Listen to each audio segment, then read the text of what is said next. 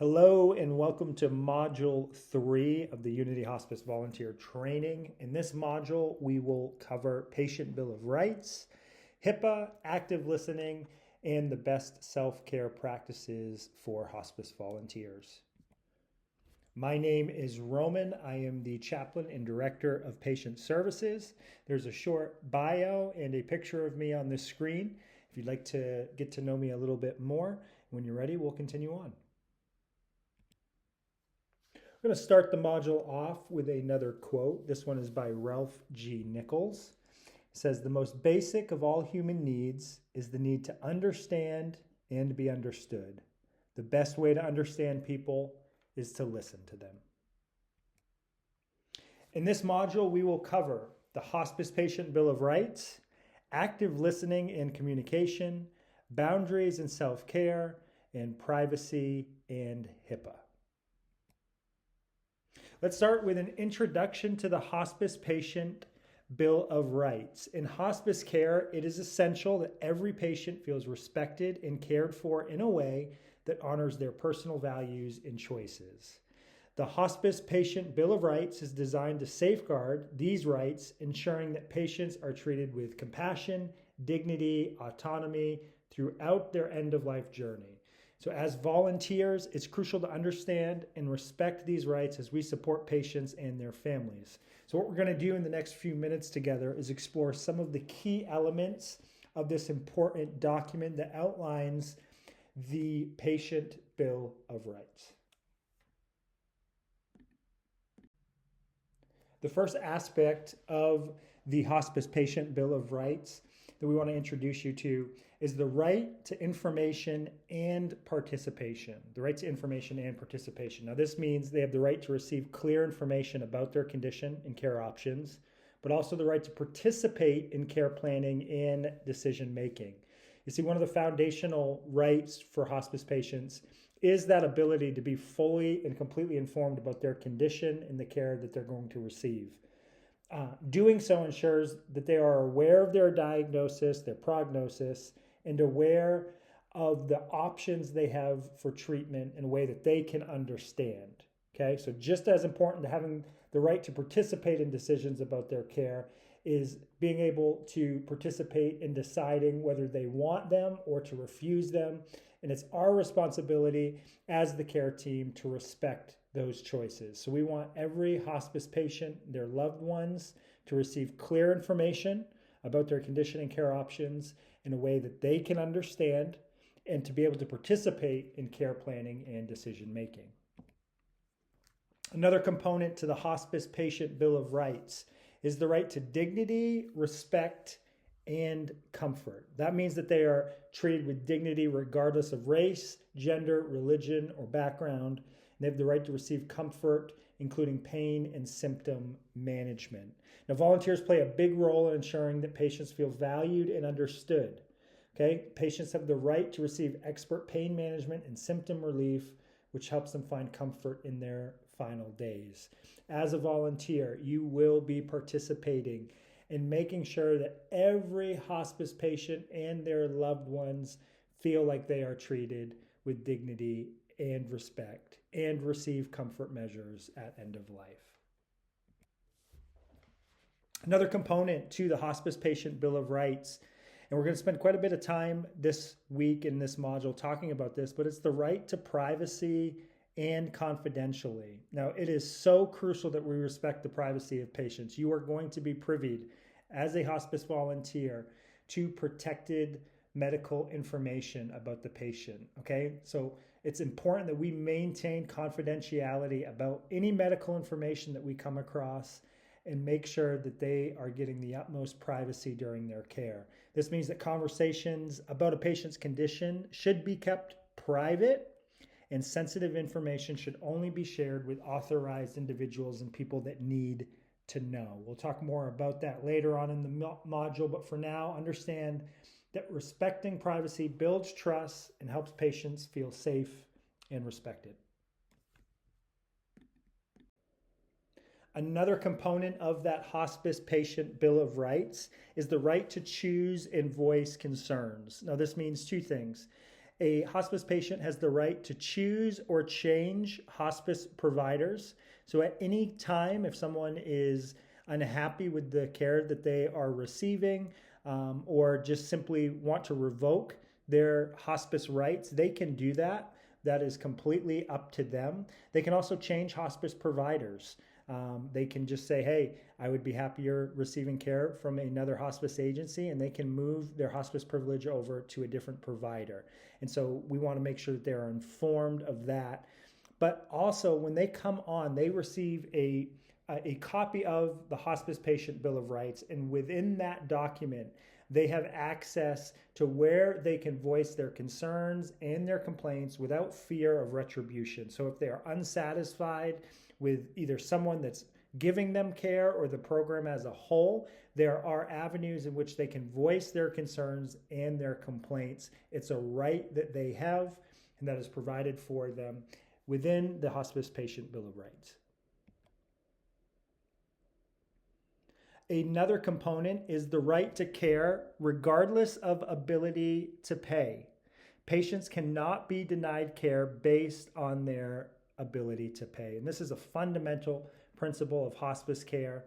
And we believe that no person should be denied services due to their financial situation, especially at end of life. It's about providing compassion and dignity at a very sensitive time. And so regardless of their ability to pay, this ensures that every individual has access to the care they needed during this critical time. So just to summarize some of the major components within the Hospice Patient Bill of Rights, there is the right to information and participation, the right to dignity, respect, comfort, and privacy, the right to choose, voice concerns, and receive care regardless of financial status.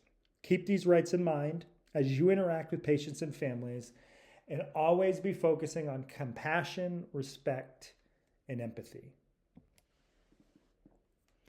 In this next section together, we're going to be covering the topic of privacy, specifically within HIPAA, as it pertains to hospice volunteers. So let's define exactly what we mean when we say HIPAA. HIPAA stands for the Health Insurance Portability and Accountability Act. It is a federal law that protects the privacy of patient health information by setting national standards for medical records and personal data. Okay, so protected health information, or abbreviated as PHI, refers to any information that could identify a patient, such as their name, medical condition, their treatments they're receiving, or even the fact that they are even receiving hospice care. Now, it is imperative that you, as a hospice volunteer, are doing everything you can to maintain confidentiality. It is critical. So ensuring any information that you come across that you are privileged to remains private, it ensures that it not only protects the patient's rights, but it's also going to continue to build a relationship of trust and safety, and make sure that the individual, the patient, and their families are feeling safe and supported during their end-of-life care. So what does this mean exactly for you as a volunteer? Okay, how does HIPAA relate to you? There are a few guidelines that you need to be aware of. Number one, do not share. Okay, do not share. Never discuss patient information with anyone who is not directly involved in the patient's care.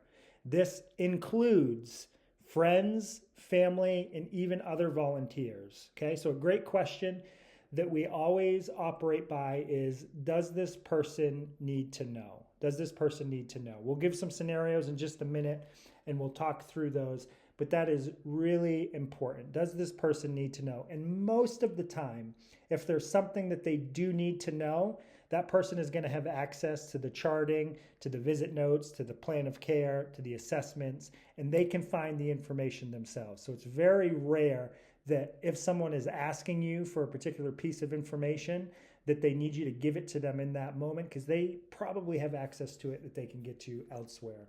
Second thing is this, is be mindful of conversations. This is the big one. This is where most of the privacy violations take place, simply because we're not aware of our surroundings, okay?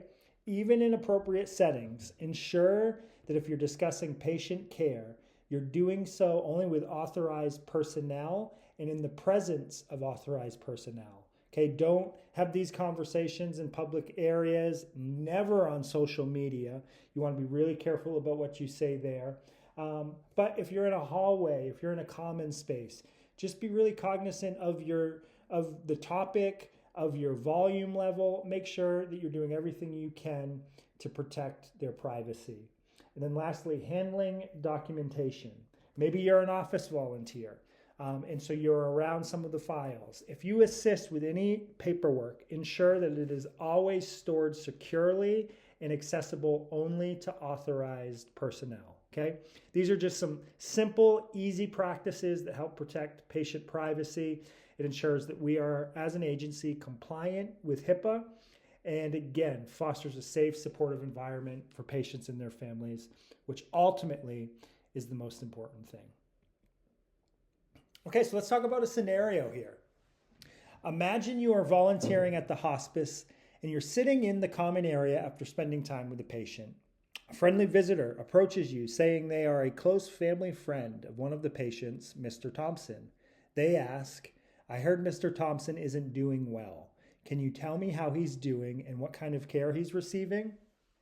You know that Mr. Thompson's condition has changed recently, and you are aware of the details since you were involved in some of his care that day. The visitor seems genuinely concerned and friendly, and you feel convicted about how to respond. Okay? What I want to do here is just pause the video now, take a second, reflect on this question, and when you are ready, come on back. We'll continue. We'll walk through some guidance in a scenario on this. Okay, so this scenario illustrates a very common situation that volunteers may face. Someone who seems genuinely concerned, who has some level of familiarity with the patient and their information, is asking questions and is putting you in a tricky situation. You certainly don't want to offend them, but at the same time, you want to protect the privacy and make sure that we are compliant with HIPAA guidelines. So, volunteers should never share patient information with anyone not directly involved in the patient's care. Even if that person appears friendly, even if they seem well-meaning, even if they already have a level of knowledge. A great way to handle this situation is to simply redirect the inquiry to an authorized family member or staff. Okay, you can simply do that by saying something along the lines, I think I'm most comfortable with you talking with Mr. Thompson's wife, or I think you really need to talk with the hospice nurse about that question. You always want to be careful. You can still be friendly, just be polite about it, but redirect their question, and it will help ensure that the privacy is protected. Okay? So again, possible response, "I'm sorry, I'm not able to discuss the care with you. You might want to check with the family or hospice staff for updates." And always remember to ask yourself this: does this person need to know? Keep that in mind, and you'll never have any privacy issues. All right, in this next section, we're going to talk about active listening and communication. Now, these are tools that we could use in any aspect of our lives. We're relational beings. Communicating is something that we do no matter where we are. But we're going to talk specifically about how this applies to our environments within hospice. And so if you are a volunteer in a direct patient interaction role, this is going to be specifically important for you. So active listening and communication. As a volunteer, one of the most valuable things that you could ever offer to a patient or to their family is your full presence and your ability to truly listen. We're not talking about hearing what they're saying, but really listening to what it is that they're communicating. And we're going to talk about something that we call active listening. And it goes beyond just hearing words. It's being fully engaged, fully present, but also responsive to not just what's being said, but to the emotions and the needs behind what the person is exactly communicating.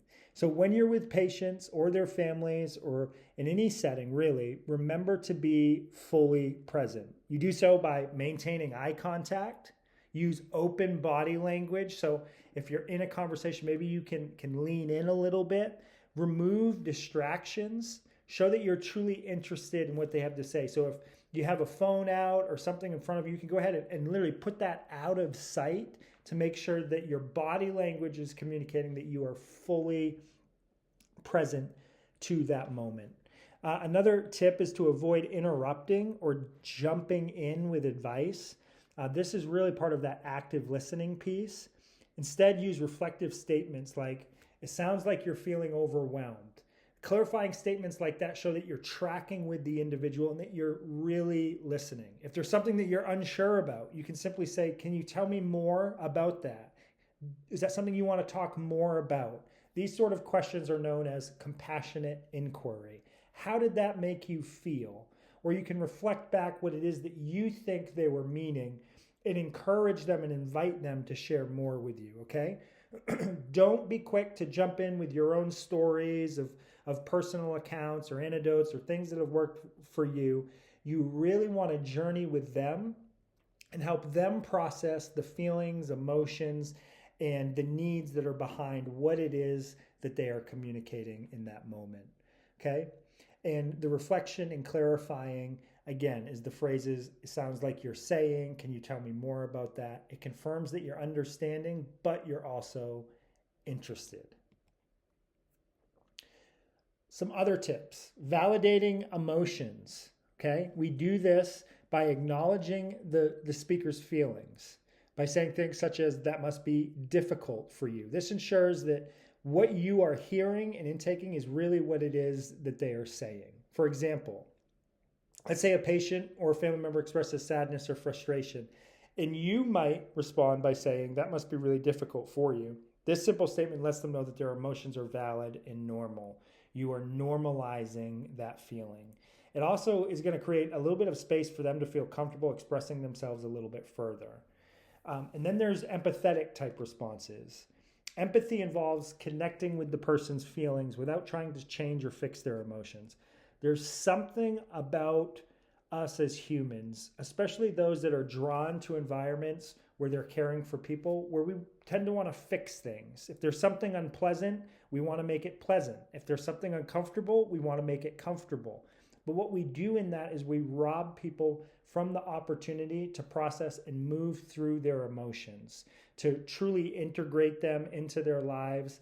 And we kind of shortchange them when we do that. So we use empathetic responses. Rather than offering advice or solutions, again, we focus on being present, we lean in, we remove distractions. And simple phrases like, I'm here with you, I'm here for you. We don't need to fix it. It's okay if you don't have something super wise and smart to say. You can simply say something like, I can't imagine how difficult this must be. Or, I don't know what to say right now, but I'm here with you. I'm not going anywhere. This approach, it shows compassion, it builds trust, gives patients and families the reassurance they need to open up during such a vulnerable time. So don't be afraid if you don't have all of the answers. The key takeaway here is that you don't need to solve their problems. Sometimes just being present, validating their feelings is the most powerful way that you can offer support, okay? It's through active listening and communication.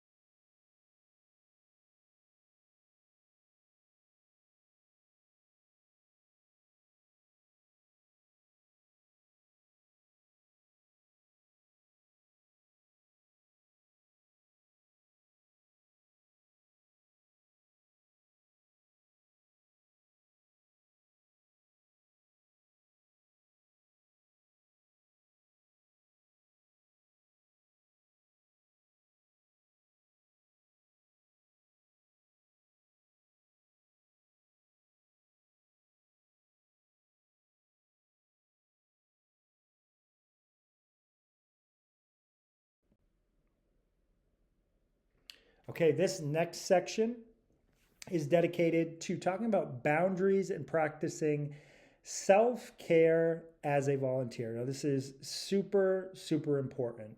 Boundaries define the limits of any given role, right? That's the idea of a boundary or a guardrail, is it's a defining limit. And in setting up boundaries, you're helping yourself to avoid stepping into areas that are better suited for professionals, such as maybe counselors or medical staff. So boundaries are super important. It's your job, again, to offer emotional support, presence, active listening, companionship. But it is very important to remember to never act as an expert or try to solve personal or medical issues for families. It's simply not our role, okay? It can become easy to become deeply involved.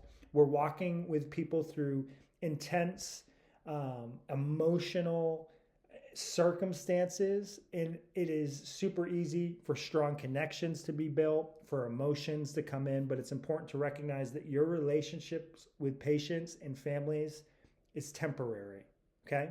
Staying mindful helps protect both you and the families from any sort of emotional dependency that may build. So personal involvement is going to be another area to monitor. Once you keep in mind what your role is, just keep in mind your personal involvement. It's natural to care, but be careful that you don't share too much about your personal life or start developing too close of relationships with families that can potentially blur the lines of your role. Now, that's not to say that there aren't relationships that continue long after this season within maybe a bereaved family's life or whatever that looks like. Many people within the hospice space carry stories of relationships that have marked their life. That is completely normal. But again, this is about healthy boundaries, making sure that nothing is overstepped.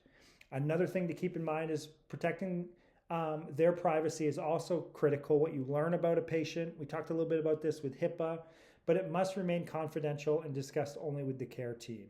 Again, this helps build trust, but even if you hear something from one family member, maybe one child of a patient shares something with you about another, you want to be careful not to share that information, even within those relationships that you may think are all, well informed. You want to respect privacy, understand your role as a confidant, and you're going to be with people in emotional settings. And the final thing, emotional attachment. It can happen as you bond with those that you care for, but it's essential to keep healthy boundaries. So keep in mind, attachment is completely natural, but maintain professional distance that ensures your emotional well-being as well, especially faced with loss. One of the most difficult things within hospice is we move from family to family, patient to patient, and that can have a compounding effect. And so attachment is natural, but you want to make sure that you're really tuned in to your own emotional well-being. If at any point you feel yourself becoming too emotionally involved, it's a great time to reflect, reset, maybe reach out to your volunteer coordinator, reach out to somebody else on the team, process that emotion, and be quick to get those boundaries back in place. Again, it's for the health and the good of the people that we serve, but also for your own self-care. Talking about self-care, let's talk about a few boundaries and practices for self-care as a volunteer. Simply put, working with individuals, with families at the end of life can take a toll. Again, we move from patient to patient, family to family, and this work is incredibly meaningful, but it's also emotionally draining. There's no doubt about it. There are times where I will spend a significant amount of time with a family, and when that adrenaline is pumping and you're kind of in the moment, you're coping fine. But it's the crash that comes after that. And it's not always immediate. Sometimes it's the next day or in the coming days, but it can take its toll. And so self-care is essential for being able to manage the emotional toll, the emotional weight that comes, and make sure that you're healthy enough to contribute to the hospice agency and to these families over an extended period of time. So here are some tips. Number one, we want to recognize our limits. Recognize our limits and any signs of burnout. We want to try to head that off early on. If you're feeling detached, if you're feeling exhausted, you're overly anxious, you're not sleeping well, all of these things, okay? If you pause and you recognize your limits and you do so ahead of time, it allows you to take action before it affects your ability to volunteer effectively, okay? So know where your limits are, know the warning signs, look at them as almost like dashboard gauges. We have them in our car. They're warning signs. Know what your dashboard gauges are. What are the little clues that cue you in that maybe you're running too close to your limits, and be prepared to take a step back at any time. Another thing is practicing regular self-care. Know what things refuel you, what activities. Maybe it's meditation, maybe it's physical exercise, maybe it's time outdoors, it's time with family and friends, it's a hobby that brings you joy. Make sure that you keep a list handy and you know what the things are that work best for you for self-care, and make them a priority. You can only care for other people if you're caring for yourself first, okay? Another crucial part of self-care that we often wait way too long to do is seeking support, okay? Seek support, seek it often, seek it before there's an emergency. Whether it's talking with other volunteers that you're serving alongside, it could be meeting with your volunteer coordinator, that's what they're there for.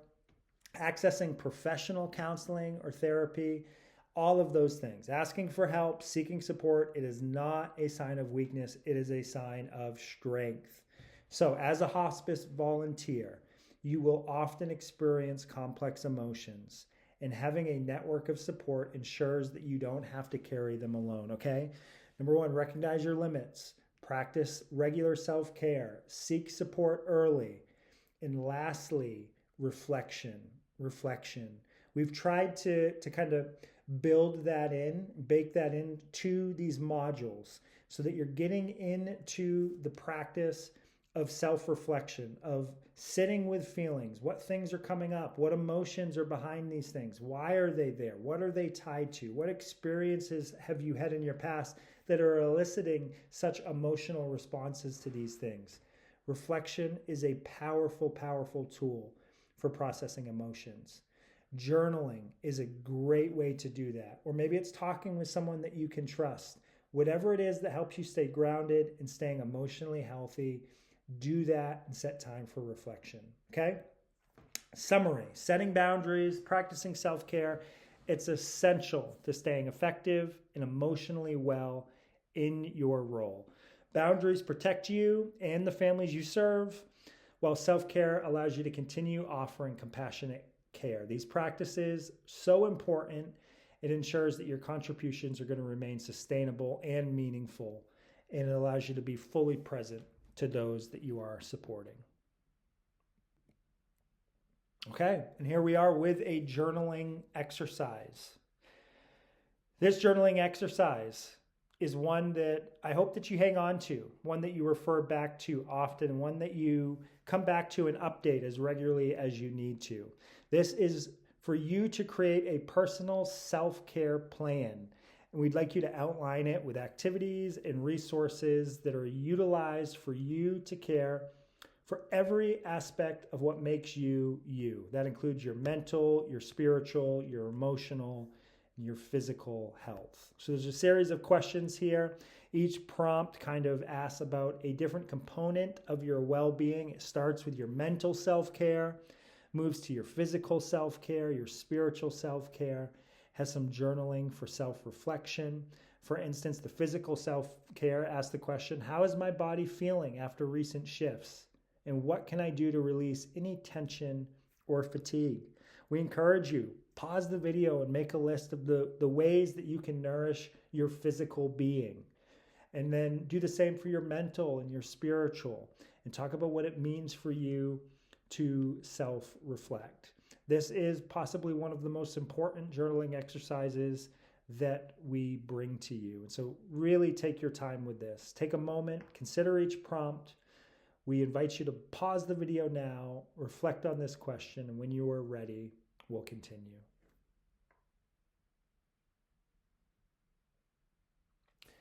Okay, well, that wraps up our Module 3. We do ask that at this time you complete the Module 3 quiz. It is going to review all aspects of Module 3, which included self-care and boundaries, and HIPAA and privacy, and active listening and communication. Again, the quiz is not a pass-fail thing. It's simply a review of the most important information that we covered today. You can access that quiz by using the link that is found in your Module 3 handout.